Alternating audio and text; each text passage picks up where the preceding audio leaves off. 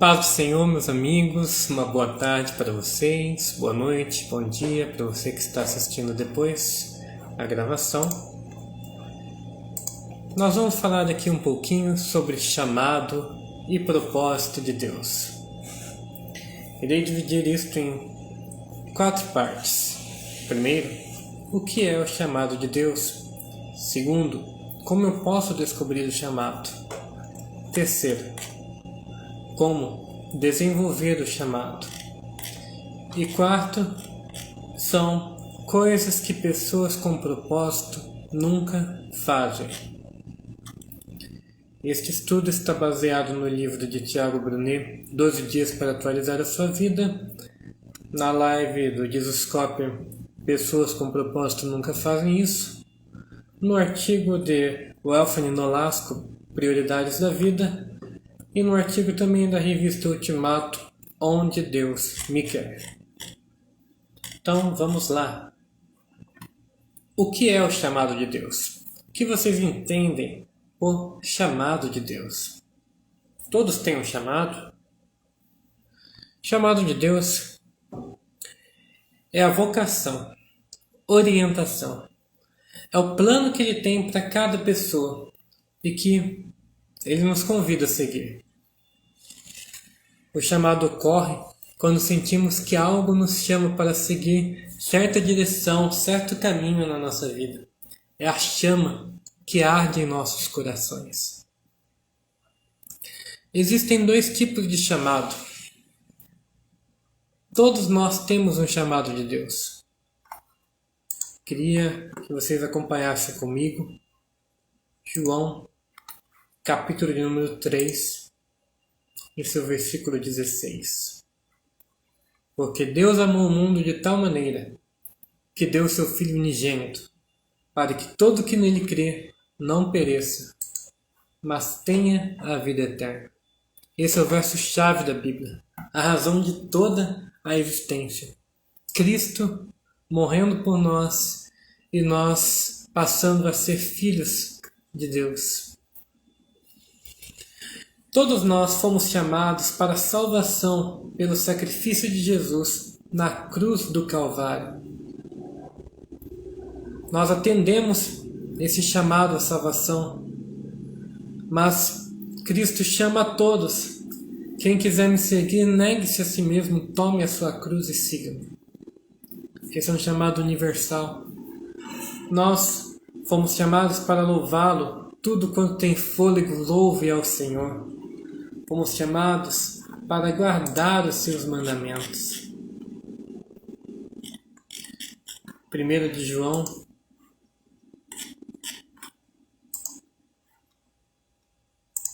capítulo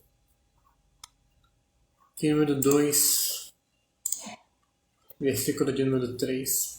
Sabemos que o conhecemos se obedecemos aos seus mandamentos. Fomos chamados para a salvação de almas. Há uma frase que eu gosto muito que fala: todo cristão ou é um missionário ou é um impostor. Não tem como a eclésia do grego, chamados para fora.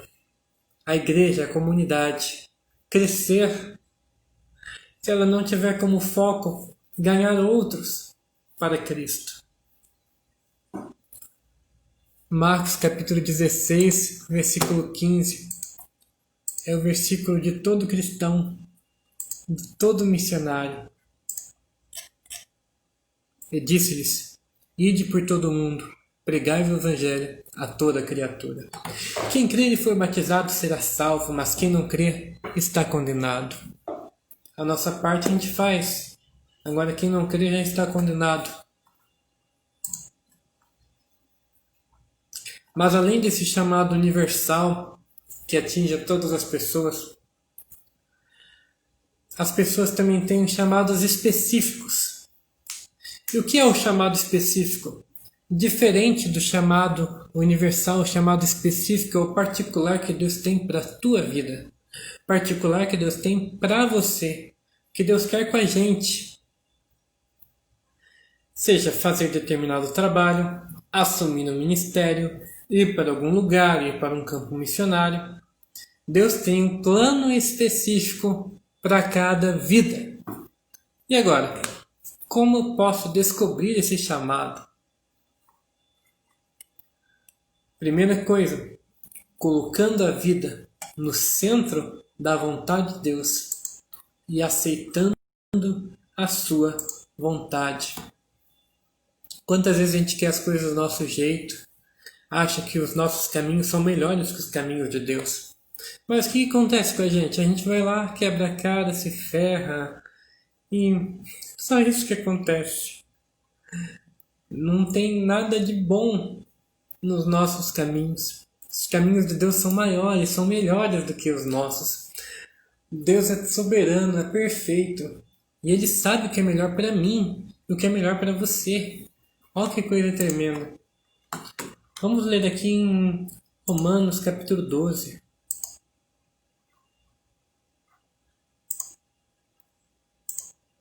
Romanos capítulo 12, versículo 2. Não se amoldem ao padrão deste mundo, mas transformem-se pela renovação da sua mente, do seu entendimento, para que sejam capazes de experimentar e comprovar a boa, agradável e perfeita vontade de Deus. A vontade de Deus para a nossa vida é boa, agradável e perfeita. A nossa vontade é falha, é miserável, é imperfeita. A gente quer as coisas do nosso jeito, mas a maioria das vezes não dá certo. E às vezes que dá certo é pela misericórdia e graça do Senhor Jesus para as nossas vidas. Tem quem diga que existe a vontade permissiva de Deus. Mas a vontade permissiva de Deus não passa da nossa vontade. Não é a vontade de Deus. A vontade de Deus sempre vai ser agradável, boa e perfeita. Agora, a nossa vontade, que dizem ser a vontade permissiva de Deus, não é a vontade de Deus para as nossas vidas. É que às vezes, por exemplo, a gente fica muito insistindo com Deus, né? Deus, eu quero namorar fulana. Meu Deus, é fulana, é fulana, é fulana, é fulana. Daí Deus até deixa por sua misericórdia, por sua graça. Mas daí não é aquilo que Deus tem para nossa vida. Daí a gente se ferra. 1 João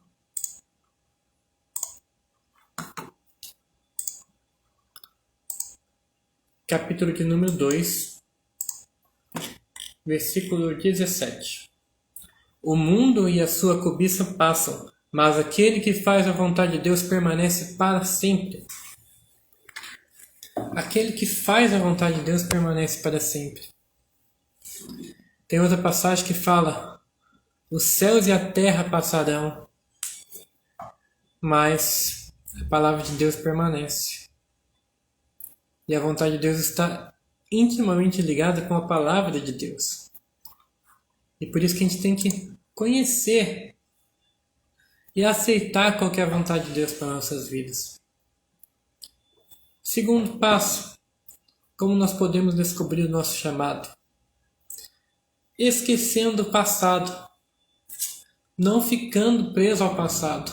Mate o seu passado para salvar o seu futuro. Vamos ler em Eclesiastes, capítulo de número 7.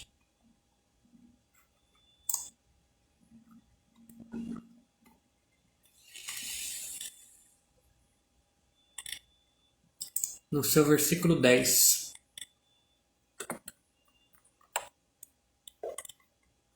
Não diga, porque os dias do passado foram melhores que os de hoje, pois não é sábio fazer esse tipo de pergunta. Quantas pessoas nós vemos que estão presas ao passado, que ficam pensando, no meu tempo não era assim, no meu tempo a igreja era diferente, no meu tempo o mundo era diferente, no meu tempo eu saía pelas ruas da cidade e não sei o que.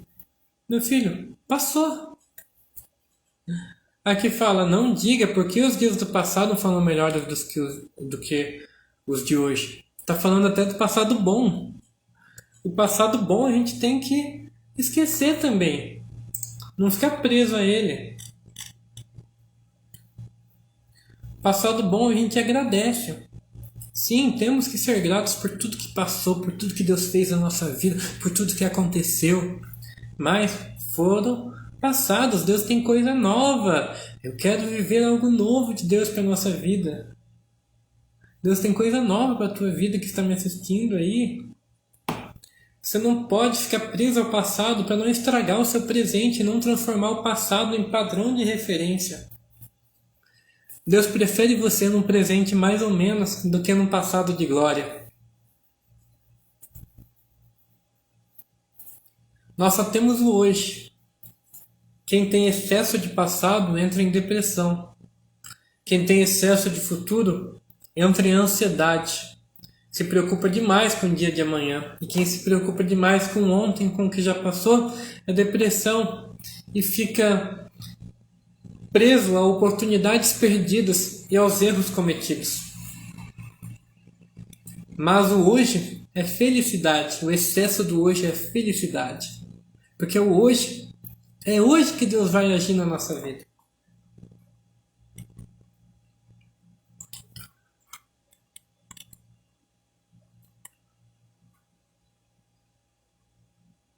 E o passado bom também.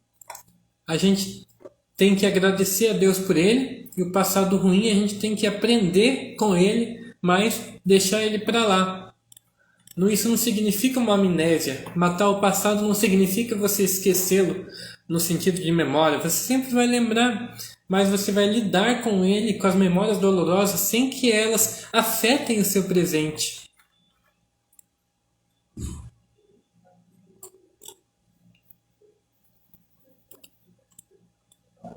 Quando você tira alguém da sua vida, não é porque você odeia a pessoa, e sim porque você se ama. Tem certas pessoas que a gente tem que, do passado, que a gente tem que tirar da nossa vida.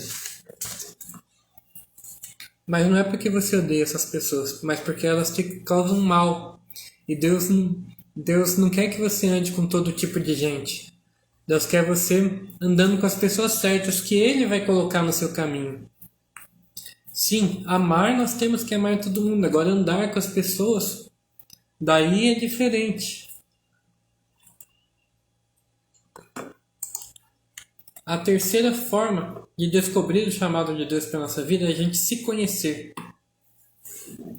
O que faz o seu coração bater mais forte? Por exemplo, amor por cuidar de pessoas.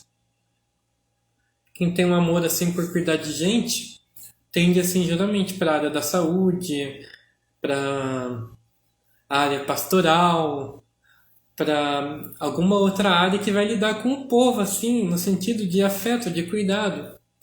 Agora, o que te deixa inconformado? Quais são seus sonhos? Como você se vê daqui 1, 2, 5, 10 anos? Como você se enxerga?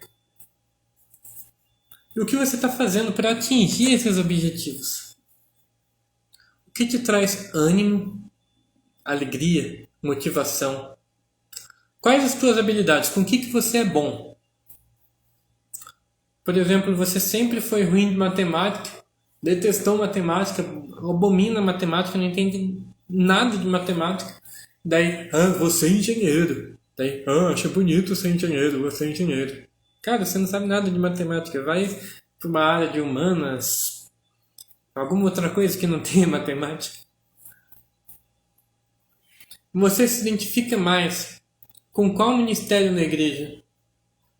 Por exemplo, você quer o ministério do louvor, mas não tem voz para cantar, sei lá. As pessoas com quem você convive, isso é muito importante. As pessoas com quem você convive comentam que você é bom em quê? Que você tem mais facilidade, habilidade em qual área? A terceira parte é investindo na vida espiritual. Tem uma frase que eu gosto que fala assim: oração no começo do dia é preventiva. E a oração ao final do dia é corretiva. Porque daí já aconteceu um monte de coisa no seu dia, daí você está orando para Deus te livrar daquilo que passou para outro dia, não aconteceu o mesmo e coisa e tal.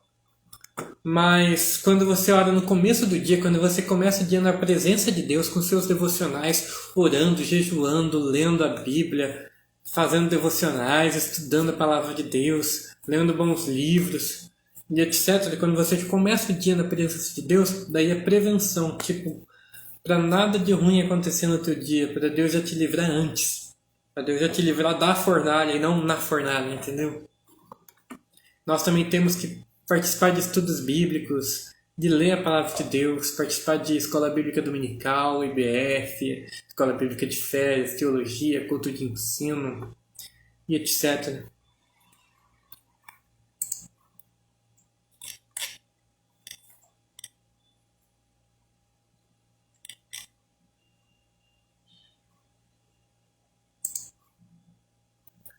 Estando atento à quarta parte de como descobrir o chamado. Estando atento aos sinais de Deus. Como assim? Como você sabe que algo é de Deus para a tua vida? O que vem de Deus traz paz, certeza e alegria. Agora, o que não vem de Deus traz medo, insegurança, tristeza e desconforto. Vamos ler aqui em João, capítulo de número 14, versículo de número 27. Evangelho de João, capítulo de número 14,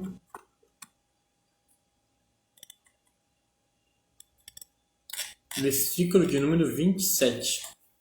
Deixo-vos a paz, a minha paz vos dou. Não a dou como o mundo a dá. Não se turbe o vosso coração, nem tenham medo. O que vem de Deus traz paz.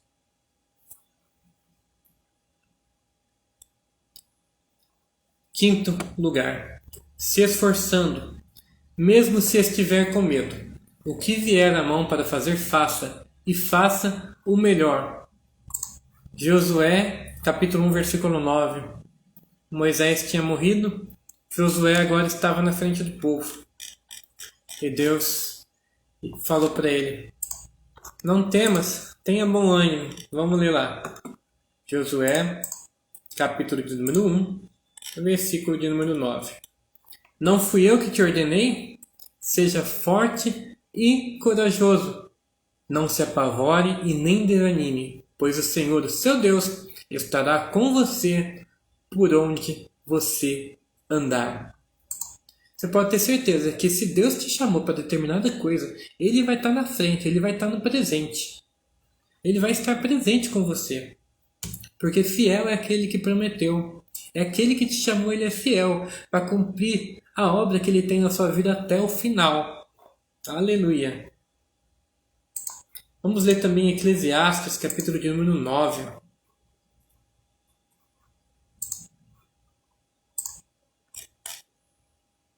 O verso 10. O que as suas mãos tiverem que fazer, que o façam com toda a sua força, pois na sepultura para onde você vai não há atividade nem planejamento, não há conhecimento nem sabedoria. Ou seja, você está vivo, agradece a Deus pela tua vida, porque quando você estiver morto você não vai poder fazer nada, você está vivo e tem saúde, porque Deus te dá saúde. Então, vai fazer a obra de Deus em nome de Jesus, oh glória. E nós estamos falando aqui sobre chamado e propósito de Deus. Ninguém precisa de um dom ministerial específico para fazer a obra de Deus. Lucas, capítulo 10, versículo 2. Lucas 10, versículo 2. E lhes disse: a colheita é grande, mas os trabalhadores são poucos. Portanto, peçam ao Senhor da colheita que mande trabalhadores para a sua colheita. A obra é grande. Os campos estão brancos, estão prontos para a colheita. Mas nem todo mundo quer se voluntariar para fazer a obra de Deus. Mas e aí, você? Deus pode contar com você?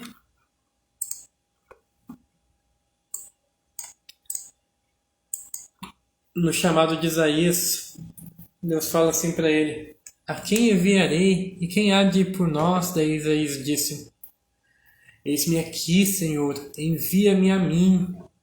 Será que nós podemos dizer isso também?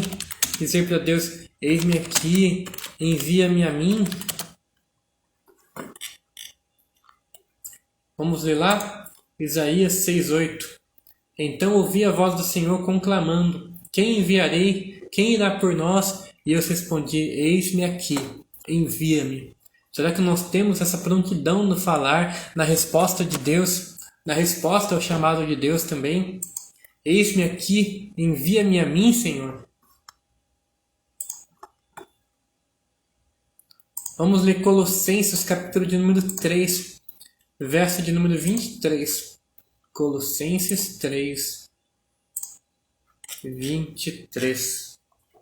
Tudo o que fizerem, façam de todo o coração, como para o Senhor e não aos homens, sabendo que receberão do Senhor a recompensa da herança. É a Cristo, o Senhor, que vocês estão servindo. Gente, tudo que a gente for fazer, que a gente faça de todo o nosso coração, como se fosse para Deus. Seja no serviço, seja em casa, lavando louça, seja tudo que a gente for fazer, que a gente faça como se estivesse no púlpito pregando a palavra. Porque essa é a vontade de Deus, que tudo que a gente faça seja para Ele, para a glória dEle. E Deus opera em nossas fraquezas. Não é todo chamado que é para estar no púlpito pregando. Há diversos chamados, diversos tipos de chamados. Uma outra forma que a gente não pode ser, não seja tímido. 2 Coríntios, capítulo 12, versículo 9. Vamos ler lá. 2 Coríntios, capítulo de número 12, versículo 9. Mas ele me disse: a minha graça te basta, pois o meu poder se aperfeiçoa na fraqueza. Portanto, eu me gloriarei ainda mais alegremente em minhas fraquezas, para que o poder de Cristo repouse em mim. Não é porque você está fraco que você tem que entregar tudo às pontas e desistir do teu chamado, não. Dias ruins vêm sobre a nossa vida, mas diga ao fraco: eu sou forte, e larga a mão de tudo que está te atrapalhando e vamos servir a Deus, vamos dando glória em nome de Jesus. A terceira parte que eu quero falar hoje é como nós podemos desenvolver o nosso chamado. Buscando os frutos e os dons do Espírito. Gálatas, capítulo de número 5, versículo 22. Gálatas 5, 22. Quais são os frutos do Espírito? O fruto do Espírito é amor, alegria, paz, paciência, amabilidade, bondade, fidelidade, mansidão e domínio próprio. Contra essas coisas não há lei. E os que pertencem a Cristo Jesus crucificaram a carne com as suas paixões e os seus desejos. Se vivemos pelo Espírito, andemos também pelo Espírito.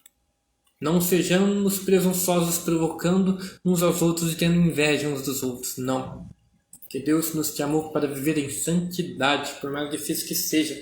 Deus veio buscar uma igreja avivada, uma igreja amorosa, alegre, pacífica, paciente, amável, boa, fiel, mansa e temperada. Nem quando a gente vai temperar uma comida, se não tiver sal, daí não dá nem para comer. Mas se tiver sal demais, não dá para comer também. Faz até mal. É da medida certa, é temperado, é domínio próprio. Isso nós temos que buscar com todas as nossas forças, domínio próprio sobre a nossa vida. Vamos ler agora em 1 Coríntios. 1 Coríntios, capítulo de número 12. Versículos 4 a 11. Falando agora sobre os dons do Espírito. Se vocês quiserem esse estudo que eu escrevi, é só mandar para mim aí pelo direct que eu mando para vocês também. CésarAugusto.music no Instagram. Há diferentes tipos de dons, mas o Espírito é o mesmo. Há diferentes tipos de ministérios, mas o Senhor é o mesmo. Há diferentes formas de atuação, mas é o mesmo Deus, quem efetua tudo em todos. A cada um, porém, é dada a manifestação do Espírito, visando ao bem comum. Pelo Espírito, a um é dada a palavra de sabedoria, a outra, pelo mesmo Espírito, a palavra de conhecimento, a outro fé, pelo mesmo Espírito, a outro dons de curar, pelo mesmo Espírito, a outro poder para operar milagres, a outro profecia, a outro discernimento de espíritos, a outro variedade de línguas e ainda a outro interpretação de línguas. Todas essas coisas, porém, são realizadas pelo mesmo e único Espírito, e ele as distribui individualmente a cada um como quer. Deus distribui pelo Espírito Santo a cada pessoa conforme ele quer, porque ele é soberano. E ele é poderoso para fazer infinitamente mais, além de tudo aquilo que a gente pensa, espera, imagina, segundo o poder dele que opera nas nossas vidas. Aleluia! Nós temos que buscar, orando a Deus pelos dons do Espírito Santo. E nós temos que ter na nossa vida os frutos do Espírito Santo.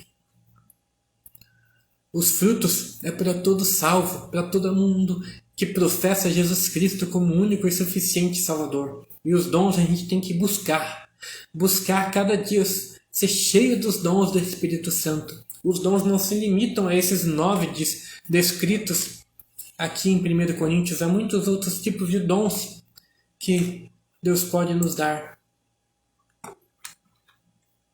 Outra forma que nós podemos desenvolver o nosso chamado é andando com pessoas com o mesmo chamado. Eclesiastes, capítulo de número 4.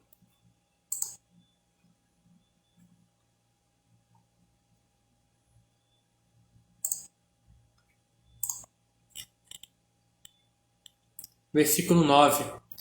É melhor ter companhia do que estar sozinho, porque maior é a recompensa do trabalho de 2 pessoas. Se um cair, o amigo pode ajudá-lo a levantar-se, mas pobre do homem que cai e não tem quem o ajude a levantar. E se 2 dormirem juntos, vão manter-se aquecidos. Como, porém, manter-se aquecido sozinho? O homem sozinho pode ser vencido, mas 2 conseguem defender-se. O cordão de 3 dobras não se rompe com facilidade. Cordão de 3 dobras. Eu, mais alguém e Jesus.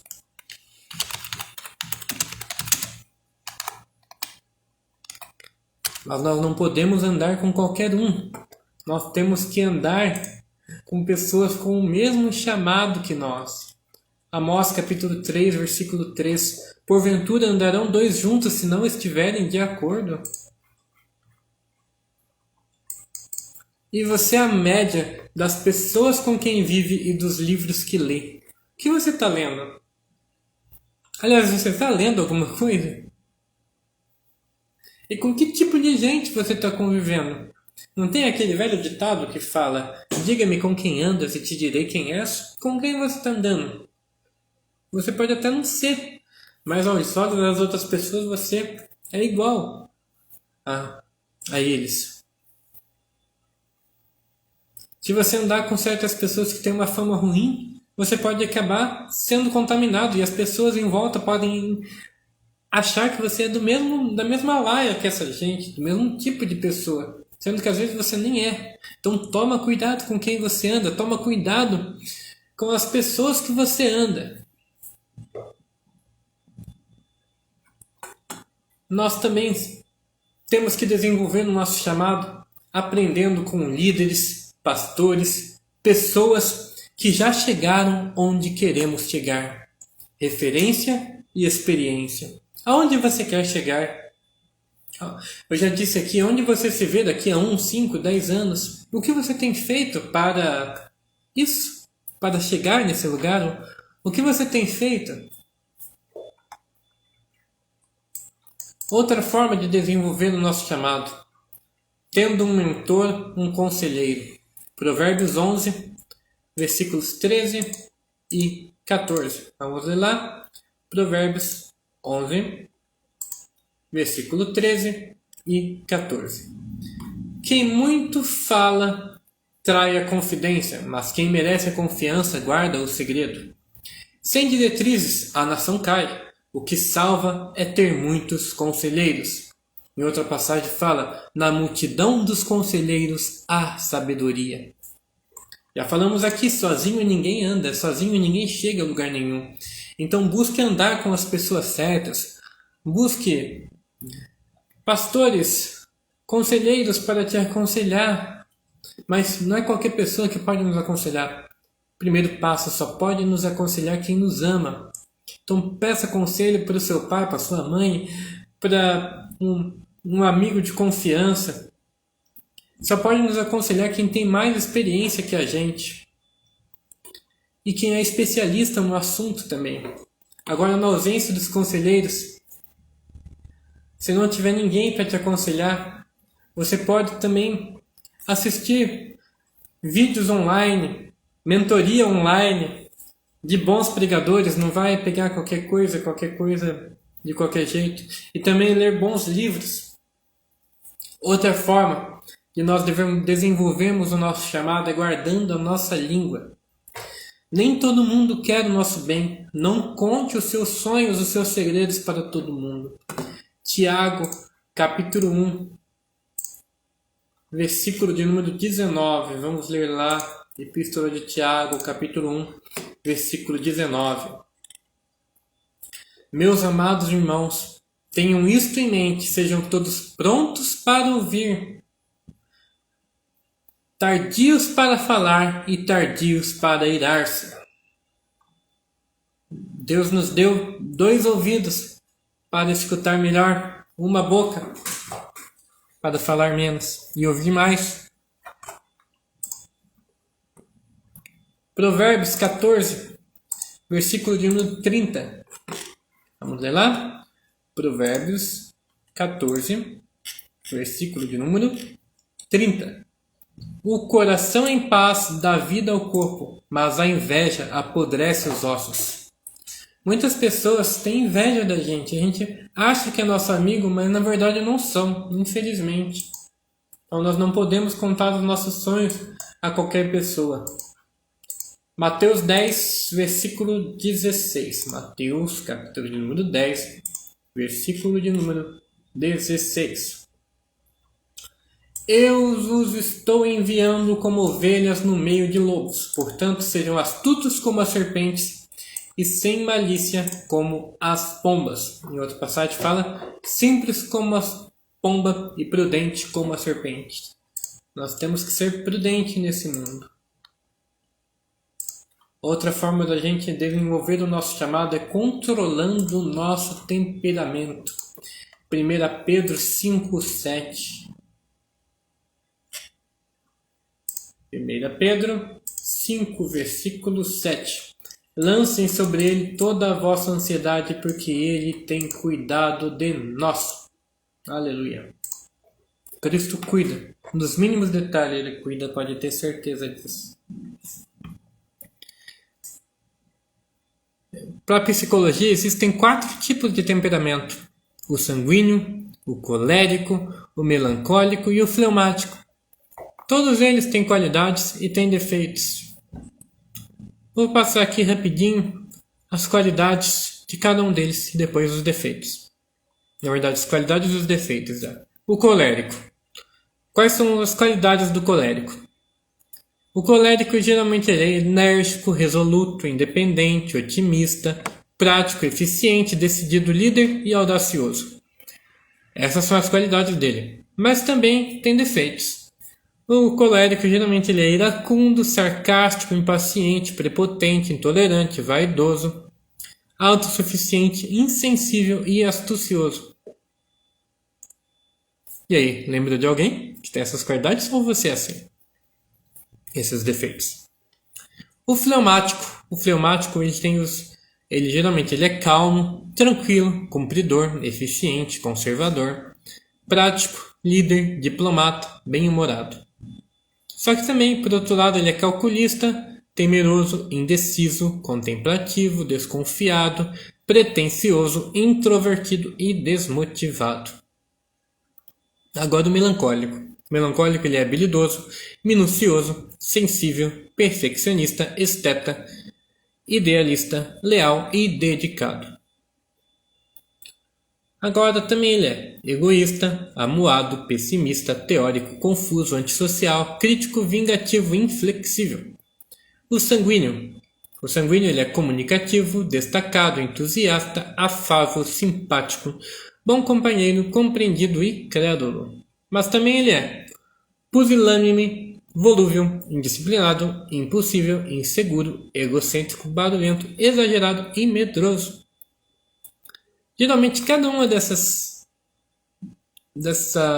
temperamentos tem tem qualidades e defeitos, e geralmente certos tipos de profissionais, são mais voltados para essas qualidades e esses defeitos. Por exemplo, o colérico geralmente são produtores, construtores, líderes. Fleumático, diplomatas, administradores, professores, técnicos. Melancólico, artistas, músicos, inventores, filósofos, mestres. O sanguíneo, atores, vendedores e oradores. Lembrando que todo mundo tem um temperamento dominante e um temperamento subdominante. Todo mundo tem um pouquinho de cada um, na verdade, mas sempre tem o que se destaca mais que o que se destaca em segundo lugar. E você? Qual que é?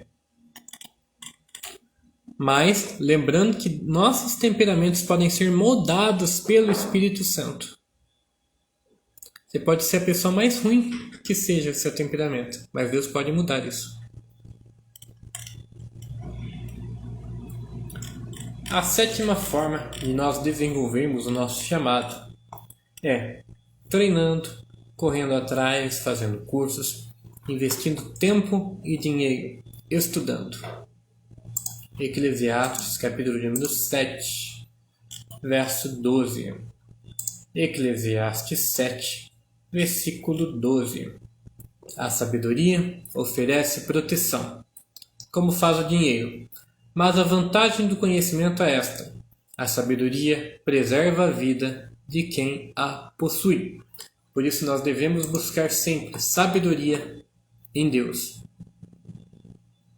E correr atrás, estudar. Vamos ler também Provérbios, capítulo número 4, versículo 13. As coisas não vêm de mão beijada para a gente, não. Nós temos que fazer a nossa parte. Apegue-se à instrução, não a abandone. Guarde-a bem, pois dela depende a sua vida. Provérbios 6.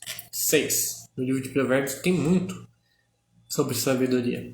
Observe a formiga, preguiçoso, reflita nos caminhos dela e seja sábio. O que é formiga?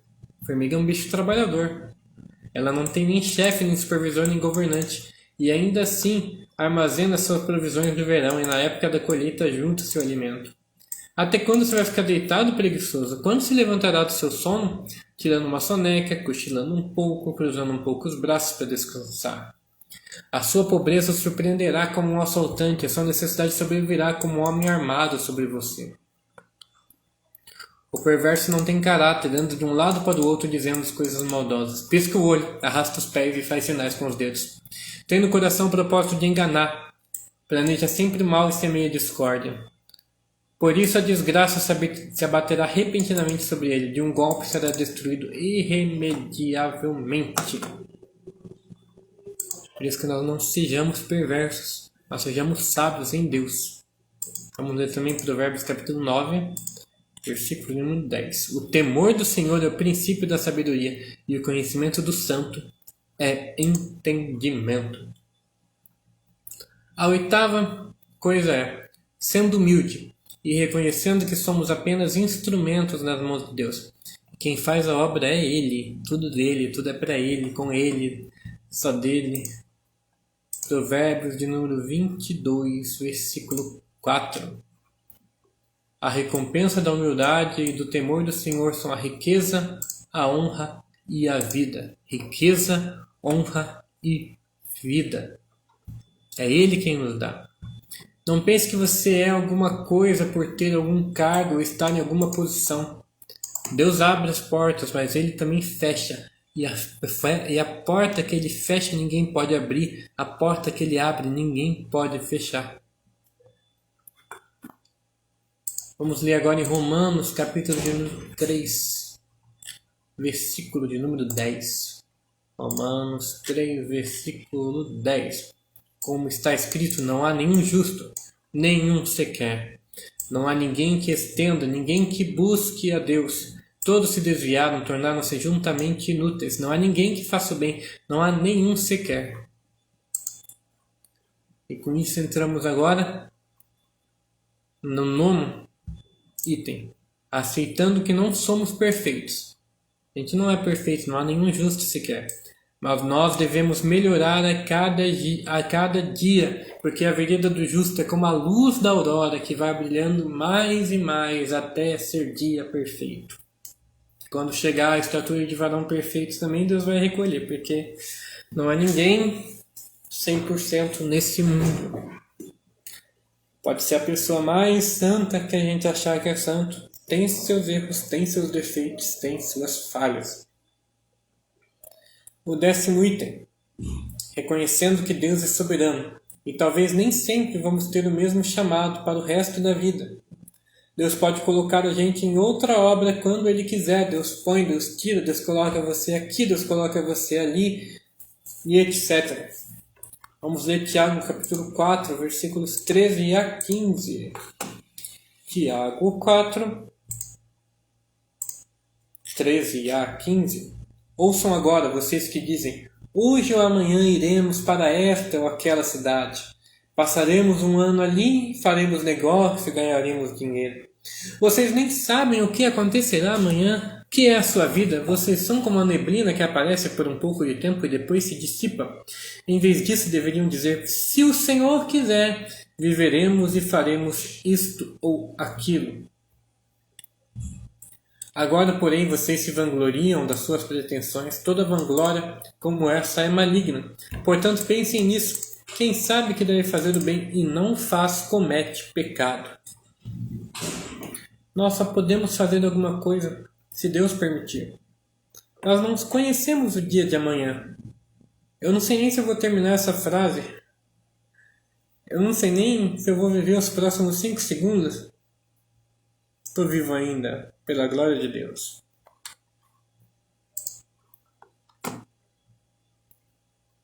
Décimo primeiro lugar. Sabendo que há tempo para todas as coisas, devemos organizar o nosso tempo. Há tempo para todo propósito debaixo do céu. Eclesiastes 3. O tempo de preparo é maior que o da execução. É uma frase que meu antigo pastor fala. Por exemplo, Jesus teve 30 anos de preparação e 3 anos de ministério nessa terra. Pode ser que nos preparemos durante anos para realizar determinada obra, determinado chamado que Ele tem na nossa vida, e nós realizemos por pouco tempo. Não sabemos. Deus é soberano. E a 12ª forma da gente desenvolver o nosso chamado é rever as nossas prioridades. Mateus 6,33. Mas buscai primeiro o reino de Deus, a sua justiça, e as demais coisas vos serão acrescentadas. O que é o reino de Deus? Família, igreja, comunhão com Deus, leitura bíblica e oração. Segundo lugar, sua justiça devemos buscar. O trabalho, saúde, relacionamentos e tudo aquilo que é correto. Terceiro lugar, demais coisas. Necessidades pessoais, moradia, alimentação, vestes e outros desejos ou interesses. Então nós falamos agora sobre como desenvolver o nosso chamado. Agora,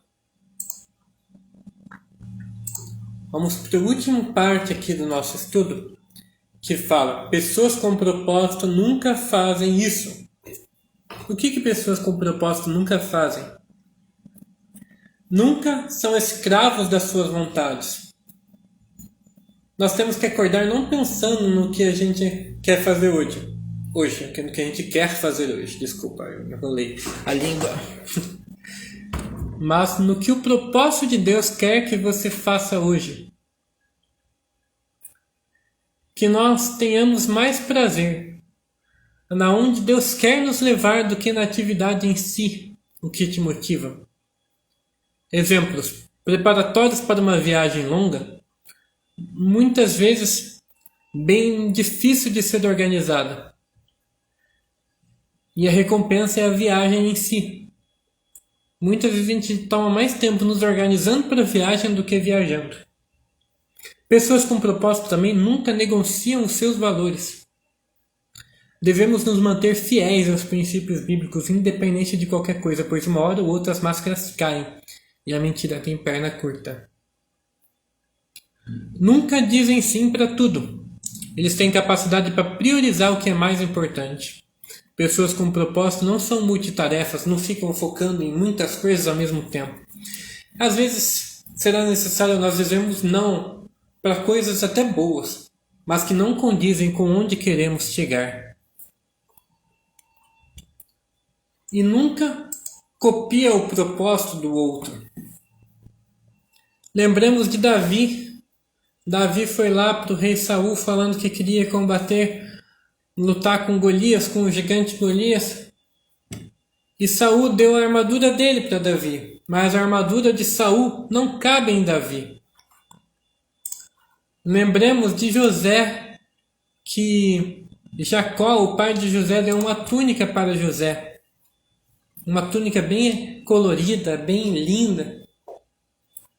Mas túnica, o pai dá a quem quer. A túnica era de José, não era de Benjamim, não era de Judá, não era de algum outro irmão. A túnica era de José. Então nós não podemos copiar o propósito do outro. Nós podemos até nos inspirar, mas não ser igual. Seu propósito com Deus é único. O que Deus tem para você é único. E Deus te dá ferramentas únicas. Seja você e viva o seu propósito e não o do outro.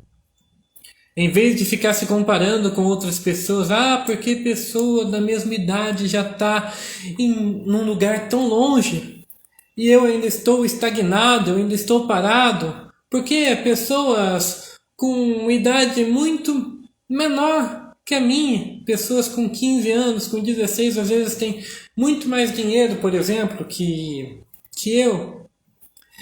Às vezes, por exemplo, pessoas da nossa idade já têm tantas outras coisas e nós não temos. Mas não se compare com outras pessoas. Se compare com você mesmo, em como você era no passado. Como você era 10 anos atrás, você evoluiu, você mudou alguma coisa? Veja o quanto você já evoluiu como pessoa. E você está se tornando alguém melhor. Por exemplo, entre em suas redes sociais, veja suas postagens de quando você criou o Facebook, de quando você criou o Instagram. As fotos que você postava, as conversas de antigamente, os lugares que você frequentava e veja se você evoluiu.